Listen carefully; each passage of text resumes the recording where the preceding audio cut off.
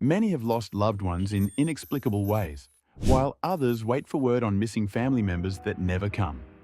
In this video, we look at disappearances to be debated and mysterious. The people on this list disappeared off the face of the earth. So, what may have happened to them? Stick around and watch to find out. Starting with Patricia Meehan.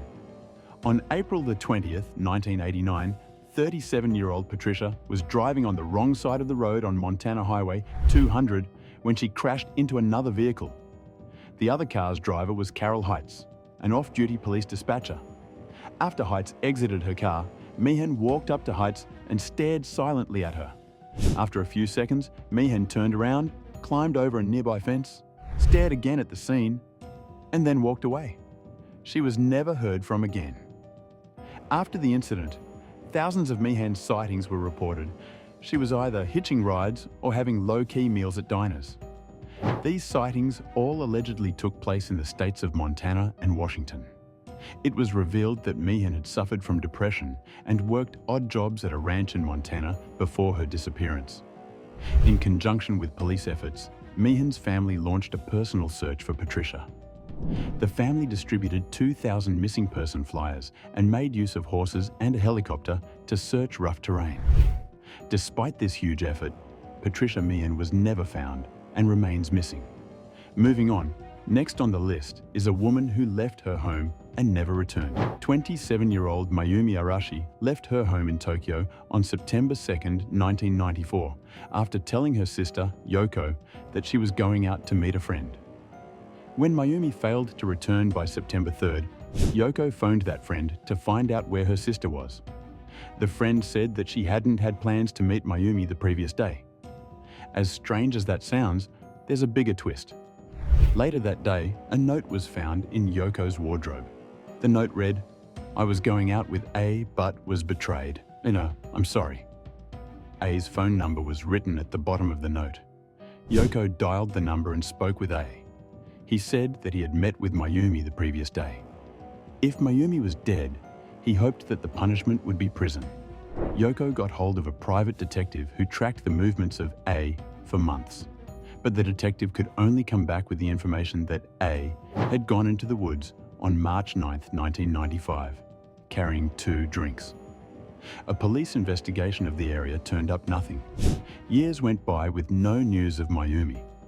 Yoko and her father eventually did a TV interview about Mayumi's disappearance. On a shelf behind the father was a piece of paper stuck to the wood that read, "Don't believe what Yoko says." This sent viewers into a frenzy. But despite this weird turn of events, Mayumi Arashi remains missing. There are no new clues as to what may have happened to her. Up next are 2 friends who went missing forever during the Christmas holidays. After celebrating a great Christmas day with their families in 1996, best friends Patrick Warren, 11, and David Spencer, 13, spent Boxing Day lazing about in their homes in Chelmsley Wood. In the afternoon, they played with a group of children in Meriden Park. When the 2 boys finally returned home, they asked their parents if they could visit one of Patrick's brothers that evening.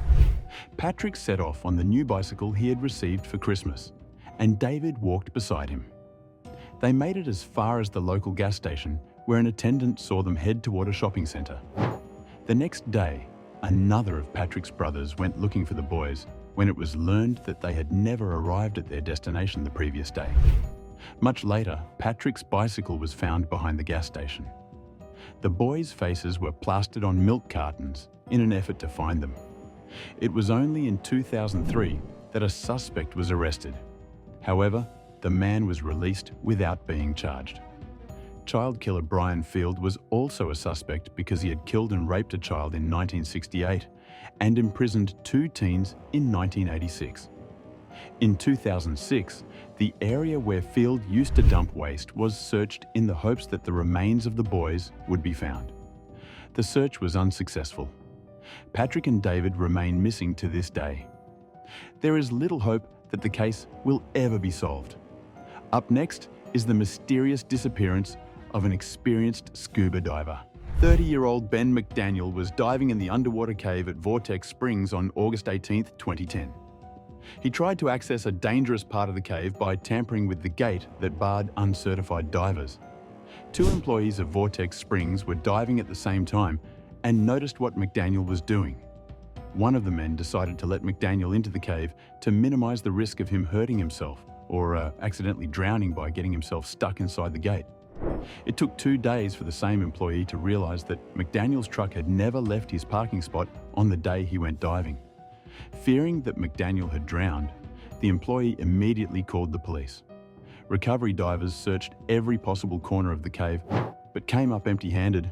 A veteran diver came back with the news that Ben's stature made it impossible for him to have become confined deeper in the cave.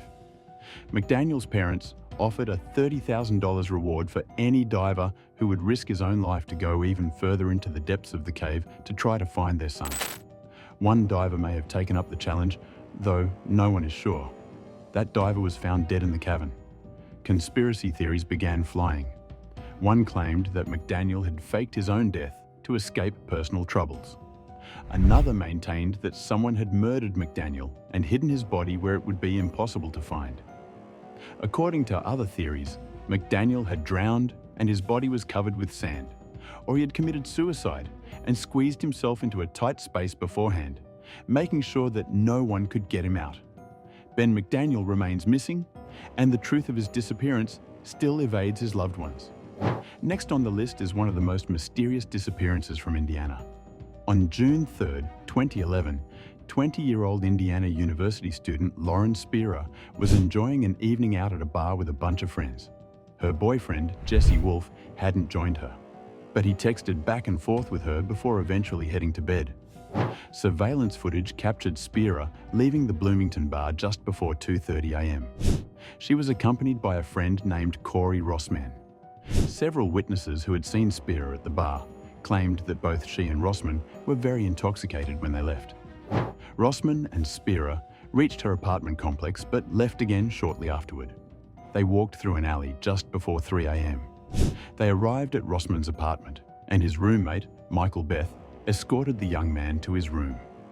Spierer refused to stay and said that she wanted to return to her own home. She ended up at the apartment of Beth's neighbor, Jay Rosenbaum. He claimed that Spierer left at 4:30 a.m. and that he saw her for the last time as she was heading south on College Avenue.